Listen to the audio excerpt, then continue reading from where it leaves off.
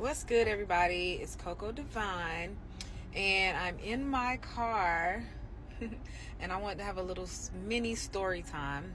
So, my car is gray, and her name is Gracie, and I love this car because me and her have been through a lot of things together. So, I wanted to do a quick story time about the time when I was homeless and I was sleeping right back there in my back seat of Gracie. So I want to show you guys too. I do DoorDash from time to time. So no cap on that. I do DoorDash. I'm a hustler, so I always try to make money any way that I can. Like, yeah, I got my business. I work a job, full-time job. I do DoorDash. I do Instacart. In my business, I service clients whenever I get clients. So I do digital products. Like, there's a lot of different things that I have my hands in.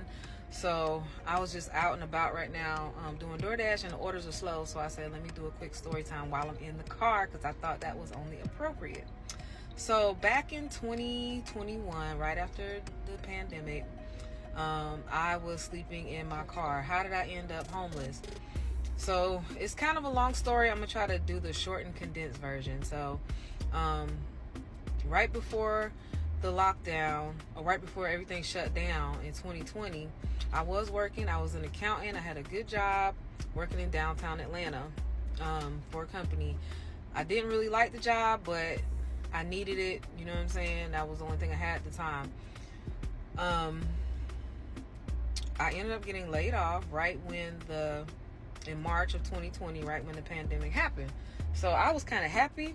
I was very happy, actually, because like I said, I didn't like the job for one, and for two, like, everybody in the office had gotten sick. Everybody that I worked with had gotten sick, and it was really bad. And at that time, we didn't know that it was COVID. We didn't know, we just thought it was a regular flu, like a really bad flu.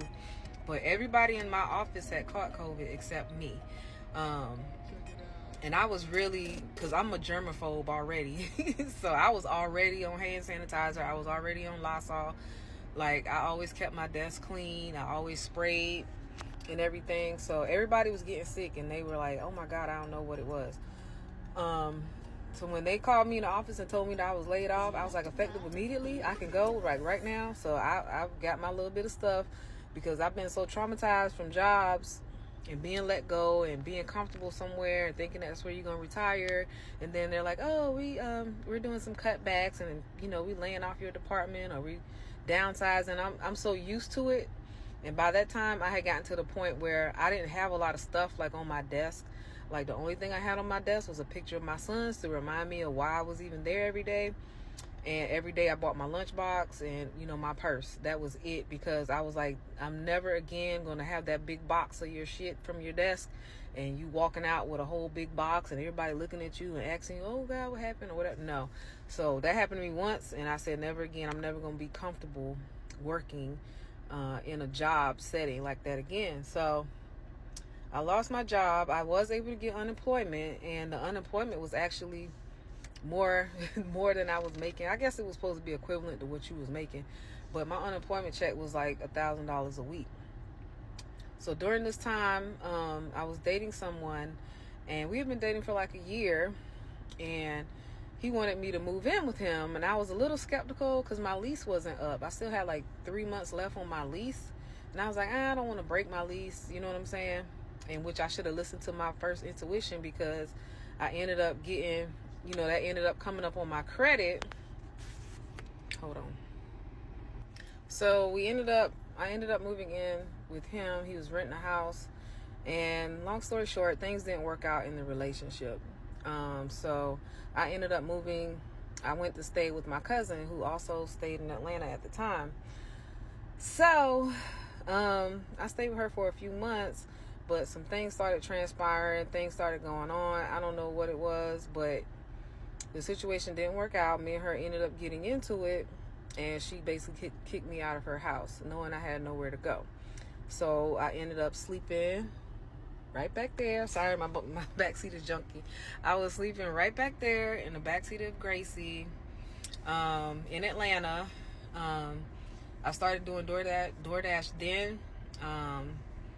and I would just DoorDash all day, like from the crack of dawn until it got dark. And once it got dark, I would find somewhere and park my car and sleep in my car. I had a gym membership, so I would go to the gym, wash up, work out, and I would go to the laundromat, wash my clothes and stuff like that.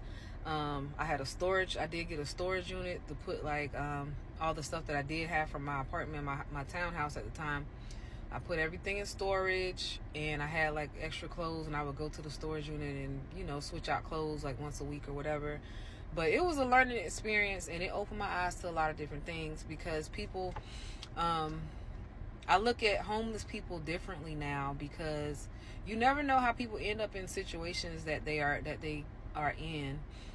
It's not, you know, for you to judge and say, oh, everybody that's homeless, they on drugs or they alcoholics and that's why they homeless. No.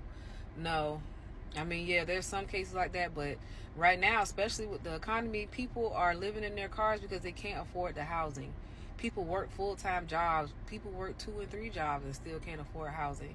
You know what I'm saying? And all you need is one thing on your credit to mess you up to where you can't get a place to stay. And if you don't have anybody to support you or to help you or to co-sign for you, you gonna be homeless. I mean, so that was a learning experience for me, because when you don't have somewhere to go at night, when your body can't really fully rest because you can't stretch out. Like, look how small my back seat. Like, I was crunched up back then. I'm short. Like, but I would have a pillow, and I would have my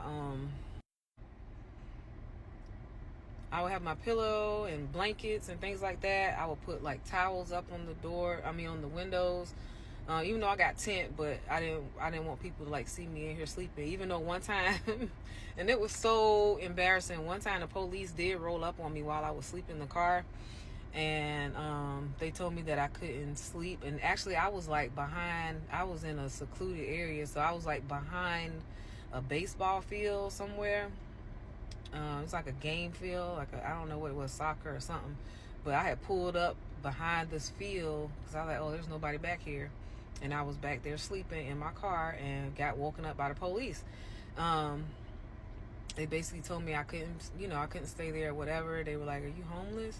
And they was looking at me like in disbelief. You know what I'm saying? And that's what I'm saying. Like, it does not matter what you look like. It don't matter. Don't judge people by how they look. Don't just look at somebody and say, oh, she ain't never been through nothing. Oh, she look good, or she got a nice body, she got a big ass, and you know she can get anything she want from anybody.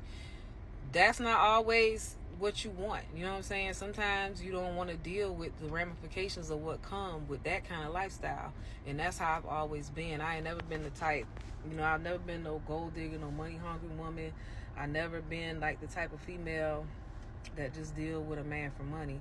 So yeah, there were plenty of places where I could have stayed. There's plenty of dudes that offered me to stay with them. And a couple of times I did go over to, some people, acquaintances' houses or whatever, to spend the night and sleep on their couch or whatever. But all of them tried me. So it was like, instead of me dealing with that or having to put myself in a situation that I didn't want to be in just because I needed somewhere to stay, I slept in my car. And I did it for months. And I did eventually end up going and living in a group home. I lived in a group home for probably like 6 months. It was just like a big house, and it had like everybody had their own room, but it was like only females could live there. So I stayed there, and I just collected as much unemployment as I could, and I did as much DoorDash as I could, and eventually I ended up getting another place.